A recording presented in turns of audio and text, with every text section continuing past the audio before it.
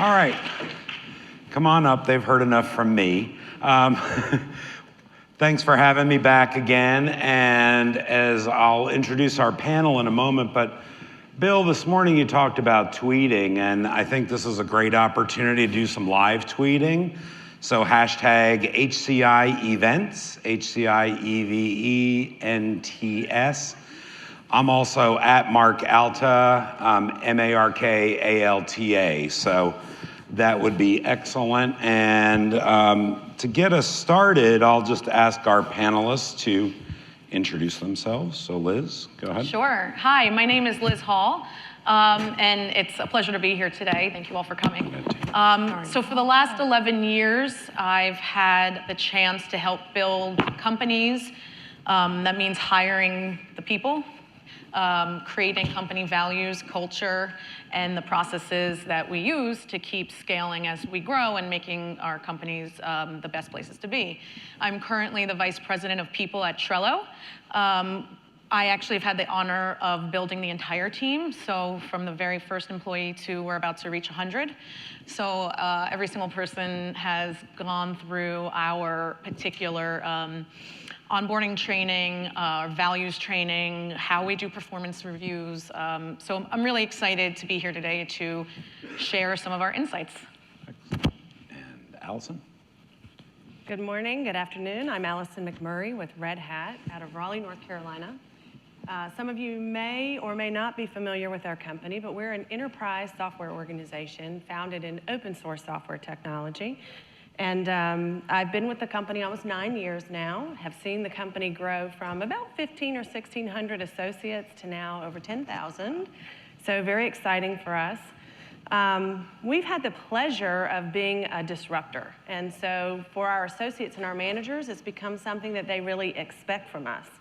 And over 10 years ago, we assembled a cross-functional, cross-geo group of associates and managers and asked them to define performance management for the future of Red Hat.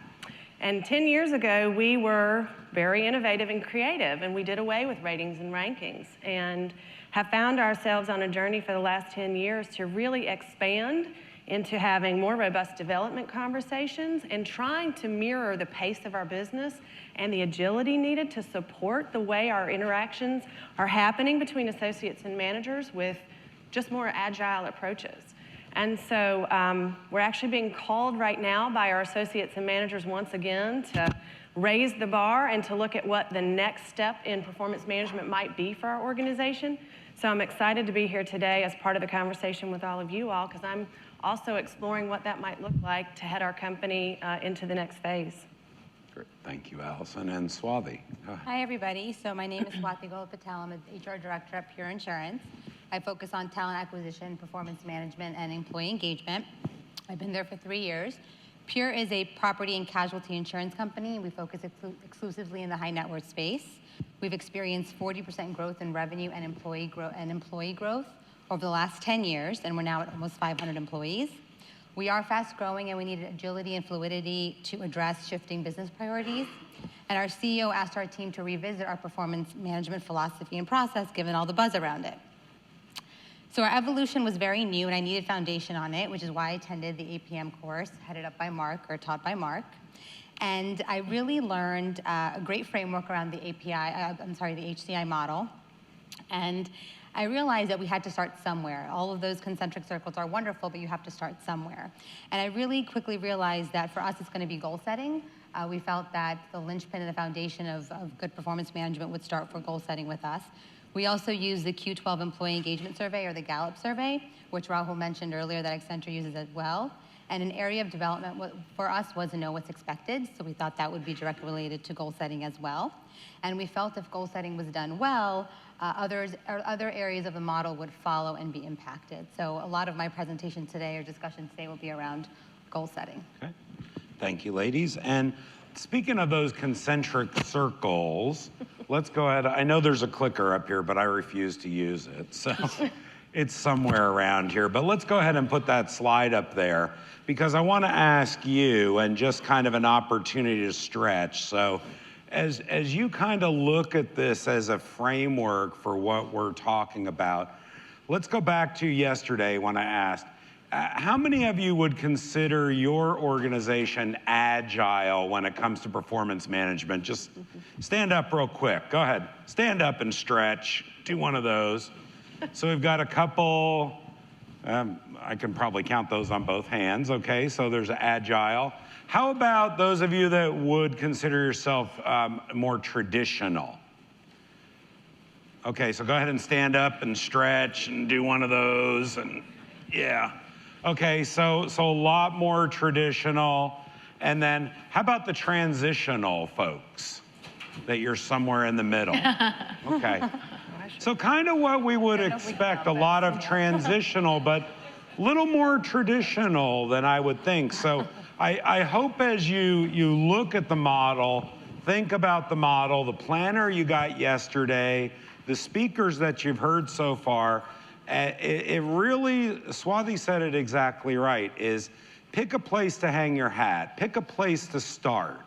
You know, it's one thing if you've got a business need that says we've got to go ahead and reinvent this right now because it's a business imperative.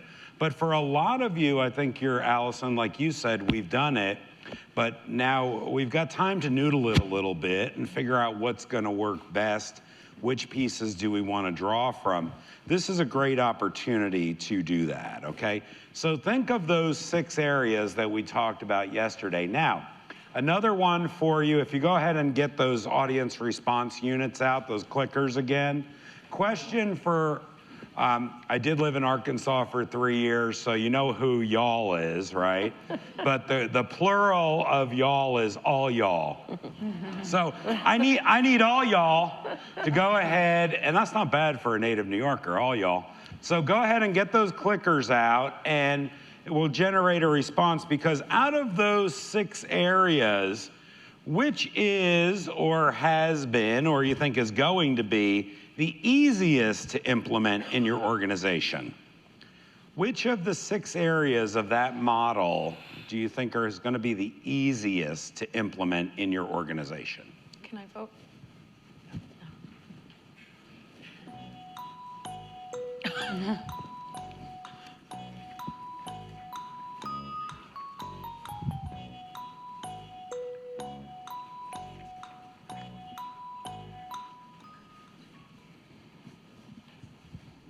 Oh, interesting.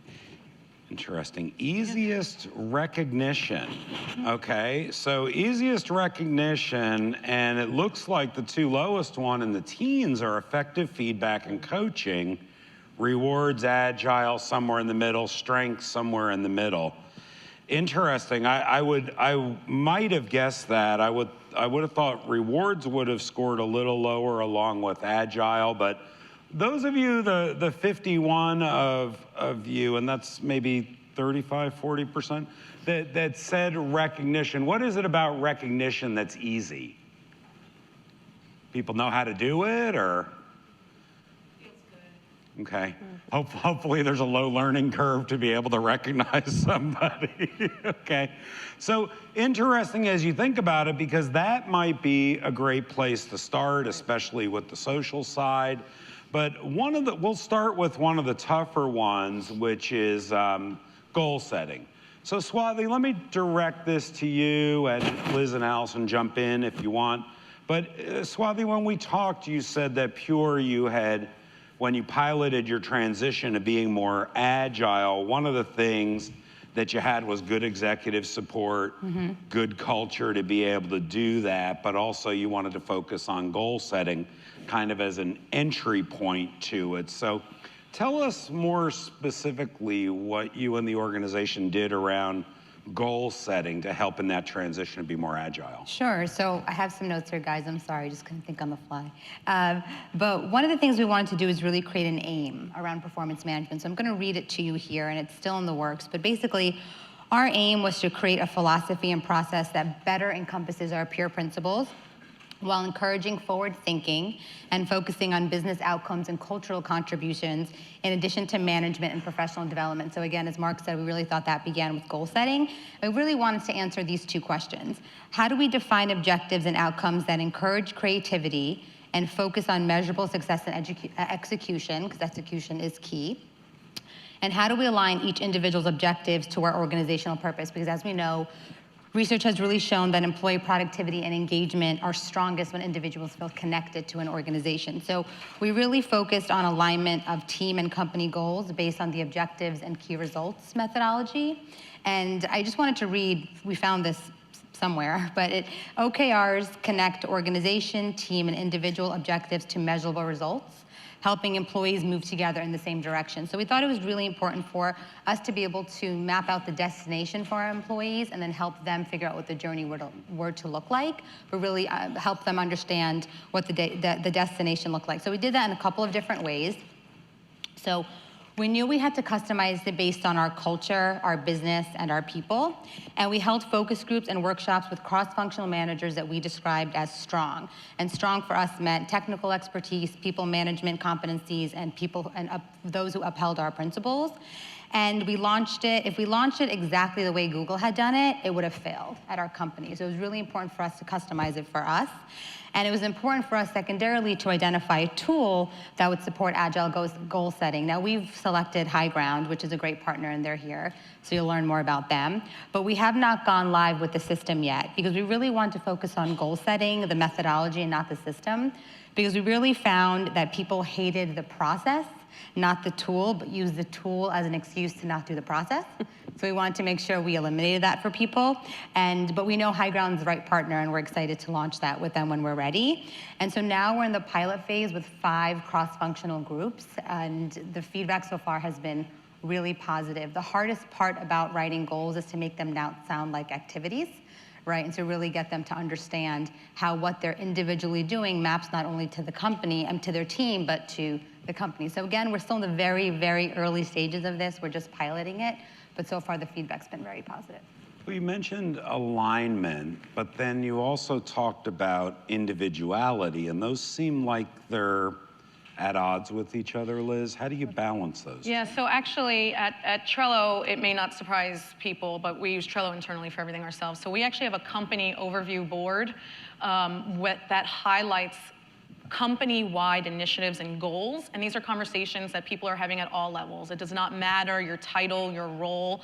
Everybody works very collaboratively at Trello, a lot of the cross-team communication.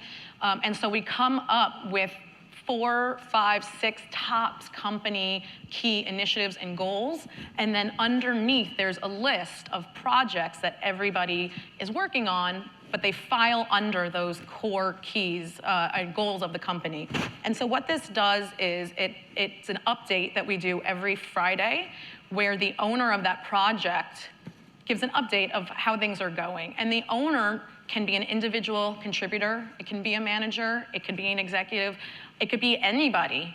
And at any point in time, you can get a kind of high-level view, perspective of what's going on in the company. This board was actually created for our CEO, but it's beneficial for everybody, because at any point in time, you swoop down and you look and you say, okay, I'm just gonna make these up, but I'm sure there are some company goals out there that are revenue, user growth, things like that, right? And then there's projects that are being worked upon. And what that does is that gives that individual contributor feeling powerful, and they can see directly what they're working on, how that has that larger impact. Now, interestingly enough, what we've discovered with this is sometimes there aren't updates. So 3 weeks have gone by, how come there wasn't an update on that? That doesn't necessarily mean that that person or team has been failing. Maybe we need to reevaluate our company priorities. Maybe we need to reevaluate our, which order we're doing projects in. There's too many things to do at once. There's not enough time. So it could be an issue highlighting what we've prioritized. It could be an issue with time management, but it's able to set individual goals that tie directly into company-wide goals, and so people feel that empowerment. Okay, I may be doing this tiny piece here, but it's directly related to revenue, even though I'm a developer, I'm not on the sales team. So that's one of the ways that we tie that individual contribution to that company-wide goal section. So it's public, though. It's completely transparent. So Everything is transparent. Almost like an air traffic control. Yeah. I can see all the blips on the radar, and I can say, I want to fly that plane, or I don't Right, want and to go it anywhere gives- near that plane. And it gives a way to have other teams talk about this. So one of our chat systems we use is Slack. So we have an integration between Trello and Slack, and every time we do an update on our company overview board, there's then a chat channel that you can use either within Trello or in Slack, and you can comment, oh, I didn't know this was happening, that's so cool, because so-and-so's also working on that, maybe you guys should talk, and it helps those communication things. On a more individual team level, on my people team, we're 6 people now, and we, every morning, we're a highly distributed company. 60% of Trello's employees work remotely throughout the United States and internationally. Our headquarters are here in downtown Lower Manhattan. But because we're a distributed company, we have to speak, we have to over-communicate, right? And so one of the things is every morning, the people team says good morning in our chat, and we list what we did yesterday, what we're doing today, and blockers. And this is not to micromanage, and this is not to make sure that you're doing, enough or not enough, and this isn't a way for me to, do that micromanaging thing on my team. The blockers is the most interesting part, because sometimes you don't even realize, oh, I'm being blocked by this other team member, but I'm working it out. Hey, maybe I can actually help you. Yeah. And then same with me, if something's on my today list, that's been on my today list every day this week, something's up, right? Is it my time management? Is it the wrong goal? What does that mean? And then we're able to have a transparent whole team conversation. So there's also accountability. So like that thing I write in my planner every day and just Yes, move exactly. forward, I couldn't do that because people are seeing it. Right. But it sounds like there's a lot of cross-functional collaboration. Yep. And that's something that I was going to ask Allison about is, Red Hat is a real leader in open source and technology space and place a lot of focus on development. Yeah. And, how has that development helped improve performance, especially among project managers and cross-functional collaboration, that focus on development? I think you've heard a lot about it over the last day and a half already, but there's such a demand now from millennial generation to have more frequent conversation and to really be apprised of how am I doing? And so we found that the keys to this were really to give some tools to our managers and our associates. And so as part of our performance management process, we actually created what we call a development questionnaire. And it's things like, for me as an associate, what gives me energy? What are some of the things in my day-to-day work that I really enjoy doing? What are some of the things that frankly just rob me of my energy? And how can I share that more transparently with my leader? And so we've created some tools as part of our process that our associate-led, can absolutely fill out and share transparently with their manager. And it really aids in the discussion and the dialogue. It's not about what goal are you accomplishing, what are you missing as part of your day-to-day work, but it's how can I be more connected to the work I'm doing and therefore the organization, and build on some strengths and capabilities that I really want to develop, as well as potentially identify some gaps and opportunities for further development. And we've seen, as part of the pace of our organization, more matrixed teams evolving, and as particularly for software developers, they spin up and they may be part of a bug fix or a patch or some new release, and then they spin off into another organization. And the development focus has really aided when you're not necessarily directly working with your manager as frequently as you may have in a more traditional hierarchical structure. So as we were saying yesterday, is a lot of times there's less predictable teams, less predictable tasks, so therefore the systems for feedback, I would submit, become much more important, whereas before you could put that burden on the manager and it was the manager's behavior, but it sounds like the systems have become so much important for feedback, tying into development. So Liz, I wanted to ask you about engagement a little more specifically, because when I think it was 60% virtual? Yeah. So having a large component of your workforce on a virtual level, you talked about the check-ins or the good mornings. I mean, what other kinds of things do you do to not only help with downstream feedback, but also more continuous feedback to improve Sure. engagement? So we definitely have a continuous feedback loop. There's no set performance review time. There's no annual performance. There's no 360 feedback, like set performance time. So what happens is with every new employee that joins the company, I meet them in their first week and I explain the system. I explain how things are going to happen so they have a clear idea of what it's going to look like at their time at the company. There's then 30, 60, and 90-day reviews. Those are the 3 set main times that there's a check-in. The 30 and 60 is done between the hiring manager, team lead, whatever you want to call it, and the new employee. I'm also getting that information on the back end. And then the 90-day review is between myself and the new employee. And I'm talking about what's going well, what needs improving, do you have all the tools to get the job done, do you feel appreciated at Trello, a bunch of questions. But I'm also talking with a manager, and the whole purpose is to make sure that we're on the same page. Now, after that, there's no set time. So what I tell the employee is that at all times, you should know how you are doing. Mm-hmm. If you don't, that's on us. That's a failure on me, my team, and the managers. That's not you. That's not your problem. You should be able to know at any point in time how you're doing. So that's also going to be team by team. There's not one way of doing it. There's one-on-ones that happen, and the frequency of those are different. Whether the developers meet different frequency than my sales team, our sales team, than my people team. Every team picks what's best for them, and you can change it. I also offer up different one-on-ones for new employees to meet with me whatever frequency they want. So in addition to their hiring manager or team lead, they can also just be having those check-ins with me. And the idea is to, like I said, they know how things are going at all times. I also do everybody's anniversary one-on-one. So that's obviously from their start date. So a year in, that's another time when we can connect. I do with a net promoter score then.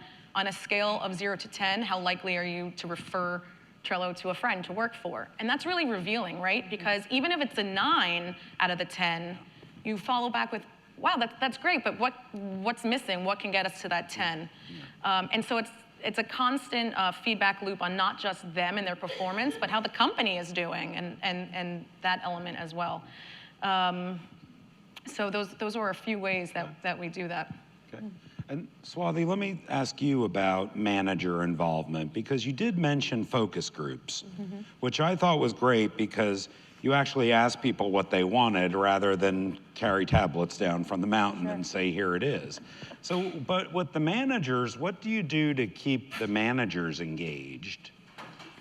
Well, because we're still in the very beginning stages of the pilot and right in the middle, or right in the beginning of goal setting, what we've done is actually ask them from a goal setting standpoint to submit their goals to us okay. so we can work on them to ensure that they feel comfortable with this OKR methodology, okay. right? And they will push back and say that's too much or that's too little or we used to do it this way and now we're doing it this way, and it's all conversation and education. Okay.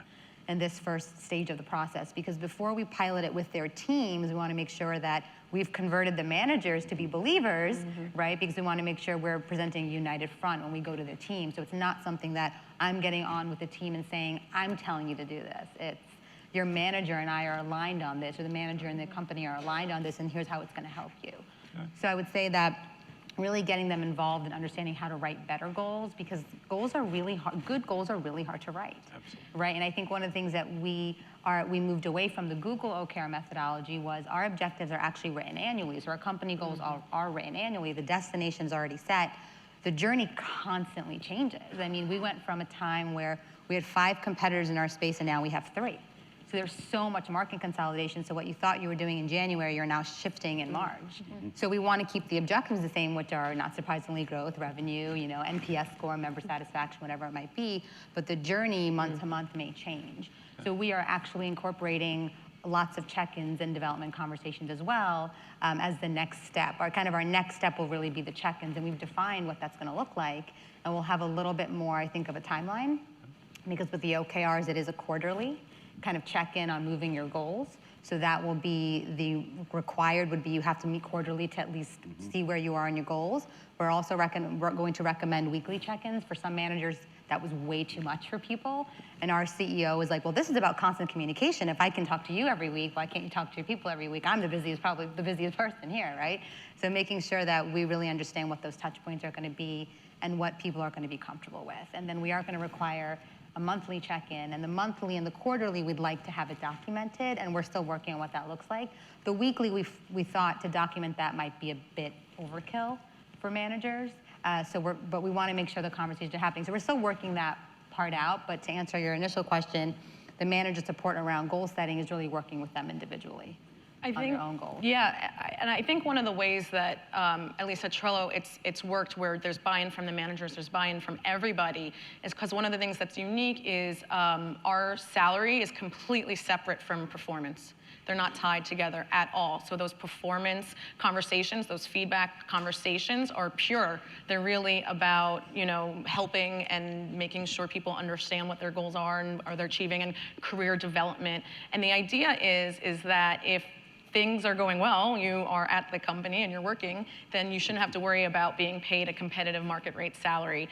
And it's completely formulaic, and I can talk about that if you're interested, but basically it's completely separate. So your performance, you're performing well, and you don't have to worry about the salary. So the conversations are strictly about that.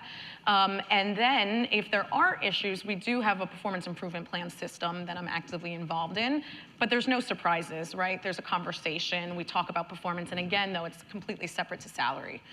So I think by removing compensation and performance reviews, what you're doing is allowing those conversations to be completely honest and transparent from all sides.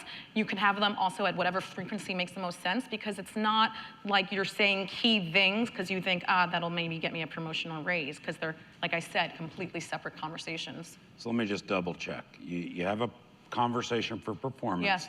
And a conversation for comp. Yeah. And they're separate. Completely and separate. Everybody survived. Everyone needs to Okay. time. So it can be done. And actually, it's the first thing that I talk to with candidates. So on the very first phone call, after your application and you're in our system, you talk with a member of the people team, and we talk about our compensation strategy, and we can even talk salary right up front because there's a formula.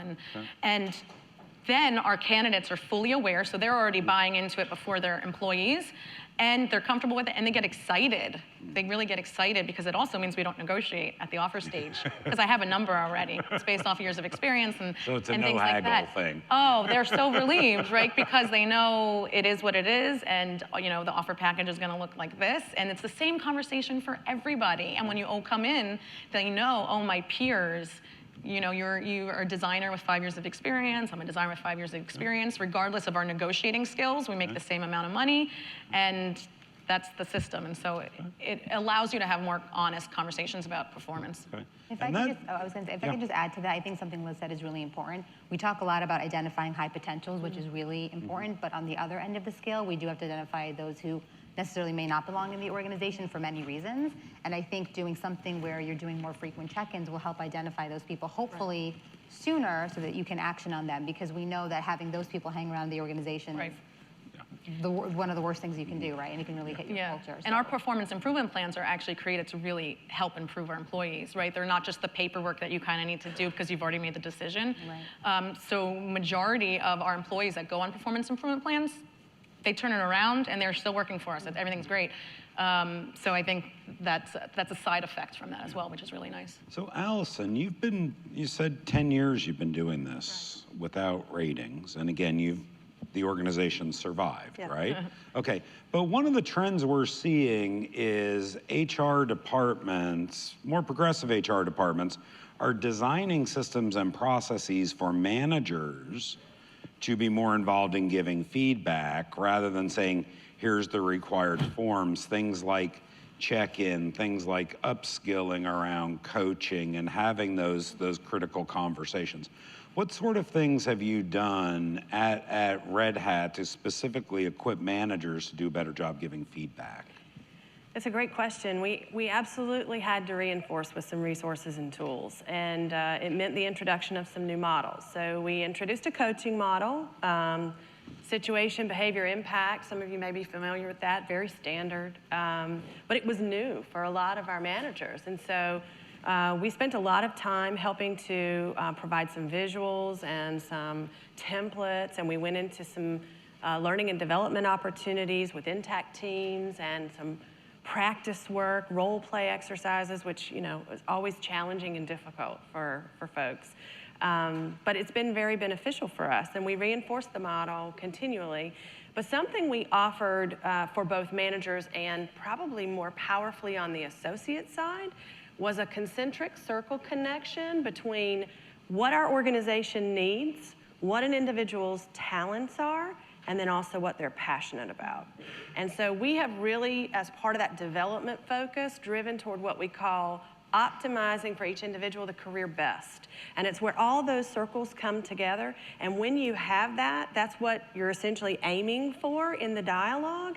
And as a manager, what we've seen is that they feel so much more empowered to put on their enterprise talent mindset and really be optimizing for the skills and capabilities that the company needs and how they can support that individual into matching up with other opportunities for their long-term growth and development. So rather than just saying, here's a competency model, here are business objectives, and we hope they meet, right, that all kind of comes together, like when you said enterprise talent, because that's a big thing we're hearing now is the millennials, the Generation Z, I want to know about career. What's my path?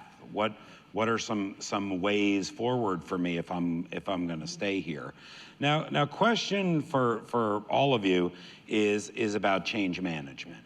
Now we know the importance of change management. Okay, I think back so many times we get busy and we don't have a robust change management system, but something where the stakes are high, like a new performance management system and being more agile, is what was the importance of change management, as you did that, and as Liz Swathy, you're still fairly new, but maybe Allison and Liz kind of comment on the importance of an effective or robust change management process.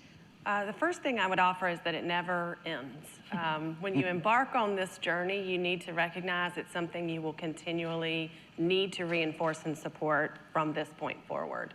As a high-growth company, we were very entrepreneurial when I started. Not that we've lost that edge, because we certainly haven't, but what we do see a lot more of is the talent that we bring into the organization comes from much larger, much more hierarchical organizations. And so they come in saying, what is this performance management process that you have? I don't understand it. I need my rankings, I need my ratings, because I don't know how to run my team if I don't have that. And so that for us was the change management piece. We frankly underestimated how difficult that part would be. And so we're continually finding new ways to reinforce within our culture, particularly as it relates to leadership onboarding and new hire onboarding, instating what the values for our performance management process really are, and helping transition the mindset for some of the leaders who may be new to this way.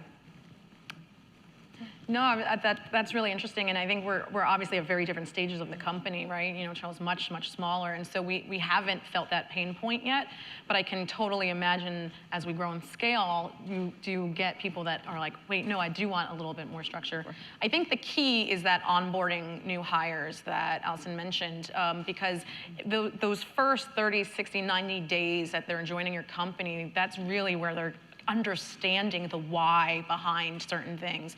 Why do you do it this way? Have you ever tried it that way before? And the values. So we actually have, in addition to the product brand book, we have a company values brand book. And I like company values more than company culture fit or company culture, because in terms of hiring and recruiting, I always hire for values more than fit. That's a totally different subject, but I like always saying it. And so what happens with that recruiting values book that all new hires read as part of their onboarding? And again, we use Trello for everything, so there's a Trello onboarding board, and then there's a list of all the brand books and things that they need to kind of learn about more of why, the history behind why we do things. They get from day one, oh, okay, this is the story this is the thought process, but guess what? Which is really cool is I also have a say because it's continuous and we're agile and we're always changing. If I have new ideas, I can channel it to these different people, I can speak up my mind, and I can come from my various experiences and say, we did try it this way, that was interesting. We had a new hire just the other day who was like, hey, I did this at my old company, can we try it out? In terms of frequency of meetings and goal setting, I was like, sure. And if it doesn't work, we'll stop. It doesn't mean we have to keep doing it to do it. But I think that onboarding and having the documentation in place, whether it's a brand book on your values, a brand book on team, each individual team, and then how that bubbles up to the larger company and where they kind of fit in, and what does it mean to be an employee at your company, that'll make them feel more a part of it. And then that buy-in comes in earlier. So it's interesting to look ahead and how we're going to scale that out as well. I would say from just a pilot standpoint, one of the things we're going to look at, of course, as we roll this more broadly is change management, and I would say reinforcement and application. So one of the things we're doing is working with our learning and development team very closely and saying, if this is how we design our check-in, what training are we going to give our managers to ensure that they're reinforcing this and that they're learning the skills on how to do this, because those conversations can be so difficult. And so I think that working with your internal teams to ensure that there's always that constant reinforcement. And I think having a safe really space. important. Oh, I'm sorry, I didn't. No, sorry, a safe space for those managers, because I completely agree with you. So a lot of times managers feel very vulnerable and they're afraid to say, I might not be doing this right. And so having maybe even offsites just for the management team, where it's a completely safe space, where you talk about hypotheticals and say, so-and-so comes to you with this problem or this thing, or they want more money, what do you say? Or there's this scenario, what do you say? And talk about failures as a manager. And then hear, oh, well, that's so interesting. That wasn't necessarily a failure because you got this out of it, but this is maybe how I would have handled it. So I think creating a safe space for managers to talk about that is really important, and have that be a continuous learning process as well. Completely agree. And I think like you, we promote so much from within, which is an awesome story, but I think we promote and then we don't necessarily give our junior managers the resources to know how to manage, and then they emulate what they've learned as from their managers, which is not always a bad thing, but it's not always a good thing, right? So making them really comfortable in their own management style is really important. So I think, to your point, making sure they have a safe space or the ability to practice on each other versus on their direct report would probably make them a bit more comfortable. And then the second piece I was just going to say is just branding. When you're ready to roll this out, I think is going to be really important. I really liked what Julie, I believe from AIG, said around a volunteer community, because we have an employee engagement committee, and there's a couple of pieces of it which I'm happy to share during the luncheon if anyone's interested, but we have kind of this base committee that focuses on just kind of company-wide initiative versus very specific things on like community impact or social activity or something like that.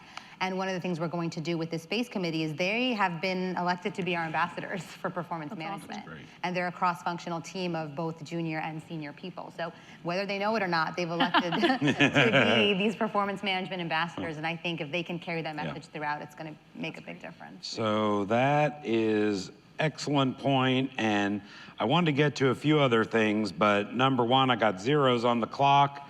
Number two, I'm the only thing standing between you and lunch. But a couple things just to tie a bow on our panel is, number one, great time for HR to step up and lead. If you look at the highly commoditized world, that VUCA world that we operate in, I would submit that talent is the untapped strategic competitive advantage. We can replicate almost everything from technology to branding to advertising to physical space to office layout to that kind of stuff. But what we can't replicate is your people. So great time for HR to step up and really to make that move from being a partner to being a player. I mean, this should be home court advantage stuff. I mean, I understand that performance management is difficult, yet this should be home court advantage stuff where you can really go ahead and make a difference in the organization. So let me ask for a round of applause for our panel.